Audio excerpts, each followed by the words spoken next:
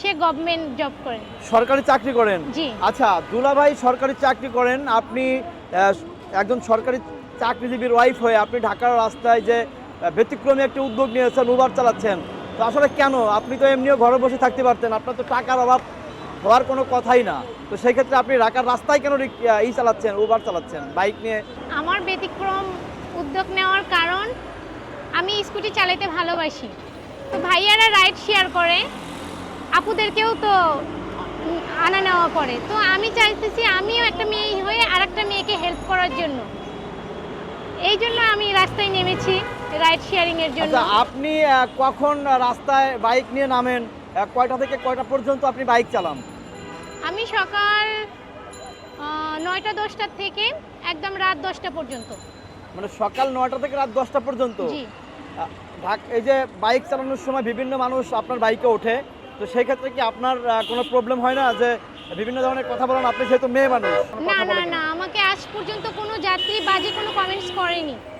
তাদের কাছ থেকে আমি যথেষ্ট ভালো ব্যবহার পাই এবং তারা আমাকে বাহবা দিয়ে চলে যায় এবং কাজে উৎসাহ দেয় যে আপনি একটা নারী রাস্তায় কাজ করতেছেন, এটা অনেক সাহসের বিষয়।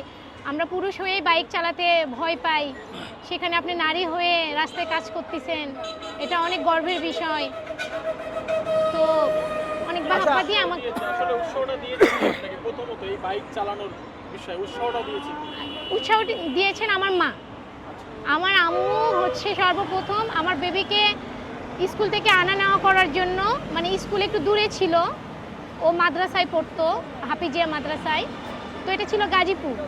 তো বেবিকে আনা নেওয়ার জন্য রাস্তায় অনেক যানজটের কারণে অনেক রাত হয়ে যেত বাসায় ফিরতে ফিরতে। তখন বললো যে ঠিক আছে, যদি একটা স্কুটি আমি কিনে দেই তাহলে তো তোমার সহজ হবে বেবিকে আনা নেওয়ার জন্য। তখন আমার মাই এটা আমাকে কিনে দিয়েছে আমার বাচ্চাকে। আচ্ছা, আপনি কত বছর ধরে এই যে উবার চালান ঢাকায়? 6 বছর। 6 বছর। আপনার কয়জন ছেলে মেয়ে? আমার একজন ছেলে বেবি। আচ্ছা, আমরা একটু জানতে পারি আমাদের যে দুলাভাই সে কি করেন? সে গভর্নমেন্ট জব করেন। সরকারি চাকরি করেন? জি। আচ্ছা, দুলাভাই সরকারি চাকরি করেন, আপনি একজন সরকারি চাকরিজীবীর ওয়াইফ হয়ে আপনি ঢাকার রাস্তায় যে ব্যতিক্রমী একটি উদ্যোগ নিয়েছেন, উবার চালাচ্ছেন, তো আসলে কেন? আপনি তো এমনিও ঘরে বসে থাকতে পারতেন, আপনার তো টাকার অভাব হওয়ার কোনো কথাই না। তো সেই ক্ষেত্রে আপনি ঢাকার রাস্তায় কেন চালাচ্ছেন, উবার চালাচ্ছেন, বাইক নিয়ে ছুটছেন, বলেন তো একটু। আমার আসলে উদ্দেশ্য যে আমি একজন নারী বলে যে কোনো কাজ করতে পারবো না বা ঘরে বসে থেকে খেতে হবে এরকম না। আমি একজন নারী, আমি রাস্তায় কাজ করব, আমি অফিসে কাজ করব, বাসায় বসে কাজ করব, ইনকাম করব। মোট কথা আমার স্বামীকে, আমার পরিবারকে আমি হেল্প করব। আমি বাইক চালাতে পছন্দ করি, তাই আমি রাইড শেয়ার করি, এটা আমার ভালো লাগে, আমার ঘুরতেও ভালো লাগে, প্লাস আমার ইনকাম হচ্ছে। তো আচ্ছা, মানে এখন যে আপনি বাইক চালাচ্ছেন ঢাকায়, মোটামুটি আপনার কেমন ইনকাম হয় প্রতিদিন?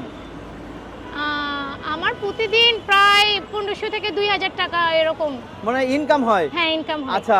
আমার টাকা দিয়ে আমার মন চাচ্ছে আমি কিছু একটা কেনাকাটা করতেছি, আমার স্বামীকে গিফট করতেছি, বেবিকে গিফট করতেছি, বা আমার একটা পছন্দের জিনিস মন চাচ্ছে আমি নিচ্ছি, এরকম। আচ্ছা আপু, আপনার নামটা কি একটু জানতে পারি আমরা? হ্যাঁ, আমার নাম রাবেয়া আক্তার রোজি। আচ্ছা রোজি আপু, আপনি কি? আমার হোম ডিস্ট্রিক্ট বগুড়া, আমি বগুড়ার মেয়ে। আর হচ্ছে সাভার ইপিজেড সরকারি কোয়ার্টারে থাকি আমি। আপনি সরকারি কোয়ার্টারে থেকে সাভার থেকে ঢাকায় চলে আসেন সকালবেলা? জি। পুরো দিন কাজ করেন বা আপনি উবার চালান, রাত 11টার পরে আবার বাসায় ফিরেন? জি, ফিরতে ফিরতে রাত 11টা 10টা এরকম। আচ্ছা, ফ্যামিলিতে আপনি সময় দেন কিভাবে? আমি সকালবেলা রান্না করে রেখে আসি, তারপর বাসায় যেয়ে রান্না করে রাখি। বেবি তো এমনিতেও স্কুলে চলে যায়, হাজব্যান্ড অফিসে চলে যায়। তো দুপুরবেলা আমি খাবার সব রেডি করে টেবিলে সব রেডি করে দিয়ে আসি। ওরা ওভেন আছে, জাস্ট খালি ওভেনে দিয়ে গরম করে ওরা খেয়ে নেয়। এখান থেকে কি 150 টাকা উবারের ভাড়া? না, 150 টাকায় হবে না, এখন তো তেলের অনেক দাম। 150 টাকা হবে না, 200 দিতে হবে।